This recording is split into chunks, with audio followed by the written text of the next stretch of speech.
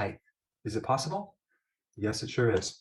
In practice over the years, I've had a handful of patients who had kids that really were not developing, and that certain children in the family were taller, but another child really was not growing like they should.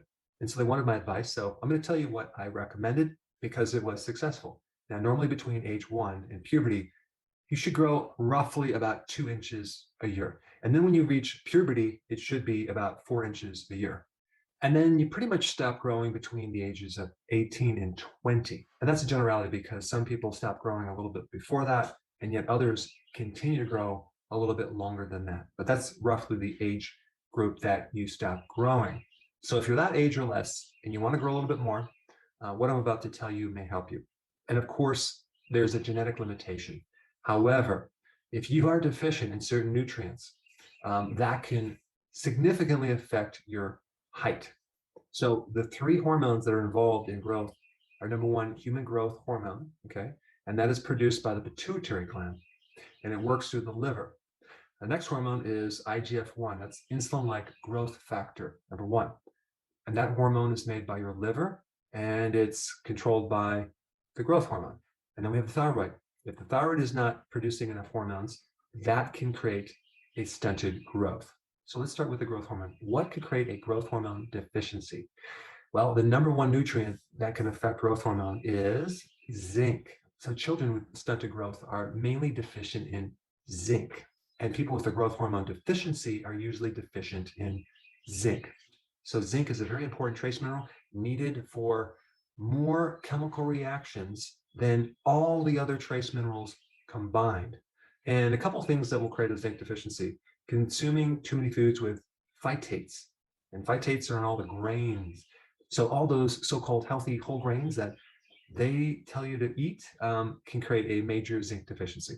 And then, of course, you have other things that will deplete zinc: sugar, refined carbohydrates, alcohol, caffeine, stress, not consuming enough foods with zinc. Like, let's say you don't consume any red meat or shellfish, or let's say you're a vegan, okay? All those things can create a zinc deficiency. The other thing that can create a growth hormone deficiency is starvation. Now, I'm not talking about doing fasting with all of your nutrients. I'm talking about starvation, where you're starving your body of all the vitamins, minerals, nutrients, amino acids, essential fatty acids, that type of thing. Now, personally, I think I stunted my growth because I'm only 6'2". My dad's 6'5". My brother is 6'7", I think. He could be 6'8". My mom is 6 foot. No, she's 5'10", but I am only 6'2". And I think what I did to stunt my growth was I wrestled in ninth grade, 10th grade, 11th grade, 12th grade, and then starting in college before I fractured my neck. And you talk about having to cut weight and starve yourself through the season. That was me. So I remember one time I had a wrestling match and I had to cut weight, and I was way over. So within 3 days, I dropped a tremendous amount of weight. And to do that, I wore these plastic bags and I exercised pretty much all day, and I sweat, and I barely drank hardly any water. I think I ate a few celery sticks and a couple French fries from McDonald's and a few other things that were not the healthiest thing on the planet. But I was weak, I was tired, I was pushing myself. And of course, I made weight, and then I just totally pigged out again. And that went on for some years.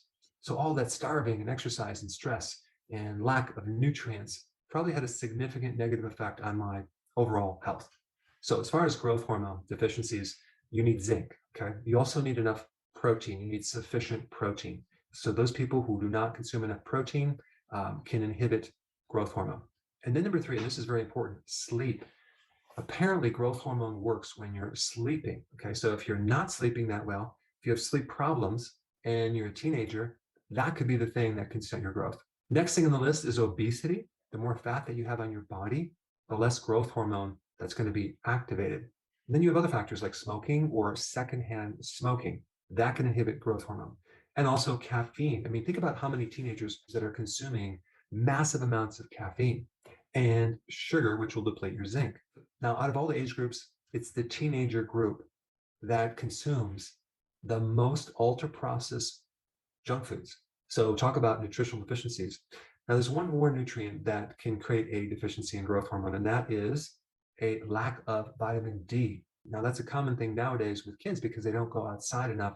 They're pretty much sitting behind the computer the great majority of the day. Now, as far as the other two hormones, we have insulin-like growth factor. If there's any damage with the liver, let's say, for example, your liver is fatty because you eat a lot of carbohydrates or high fructose corn syrup, that can inhibit that hormone IGF number one and affect your growth. Now, when we get to the thyroid gland is very sensitive to an iodine deficiency. So with an infant or a small child or a teenager that does not have sufficient iodine, that can greatly stunt your growth. Iodine is mainly in seafood, shellfish, sea kelp, and it's in other foods that are grown close to the seashore. But if that food is grown inland, chances are it's not going to have much iodine. So if you're watching and you're a young adult, or you're a parent that has a child that wants to maximize their height, these are the things that you want to put on the list. Number one, a good trace mineral product that has zinc in it, okay? Because you never want to just take zinc alone. You want to take it in a blend of all the trace minerals.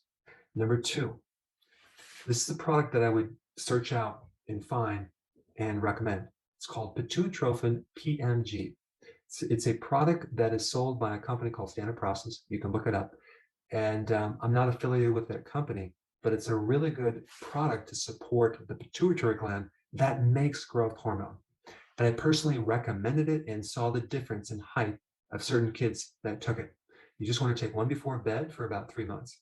The next thing on the list is to get a lot of sleep. If you're not sleeping, that is a factor you need to address. I'll put some links down below of what to do if you have insomnia. And this is a really common reason why people are zinc deficient. Too many phytates in the diet. Phytates are in grains, so you need to avoid grains. And that way you don't have things in your diet that are actually blocking zinc. And then the next vitamin, of course, is vitamin D. Ideally, the best way to get vitamin D is through the sun, okay? Get your kids out in the sun several hours a day. That would be very, very smart. If they can't do it, then give them a vitamin D supplement. All these things are going to maximize your height potential, but you also must focus on your diet. And I think the best way to figure out the healthiest diet you should be on is take a look at what everyone's recommending, especially the food pyramid. Okay, well, look what the government is recommending, and then use that as a check sheet to do the opposite. Okay, the majority of your diet, either whole grains or starchy carbohydrates in the form of potato, whole grain, rice, things like that. Those are the foods that you absolutely want to omit from your diet. They're going to tell you to avoid saturated fats and consume more vegetable oils. No, you want to consume saturated fats and you want to avoid vegetable oils because you can do that safely because your carbohydrates will be very low because you're not going to be consuming sugars. Now, when they recommend consuming fruits and vegetables, they're also allowing you to consume canned fruit and even fruit juice as your fruit and vegetables. So I don't recommend that because that fruit juice is pasteurized and it's so concentrated with sugar, it's not benefiting you in any way at all. Now, of course, they're going to tell you to avoid red meat. Well, where do you think you get zinc? Red meat is one of the best sources of zinc. So in summary, the best diet would be the healthy ketogenic diet. Now, if you're trying to maximize your height, should you do fasting? Well, I think you should do intermittent fasting because one of the potent stimulators of growth hormone is fasting. But just to make sure you get all your nutrients, let's say you just do the type of fasting that you avoid snacks and you have 3 meals or even 2 meals, but these meals are really nutrient dense. I think that can help you. So anyway, try some of the things I recommended and then come back and type in your comments down below so we can hear your success story. I think the best next video for you to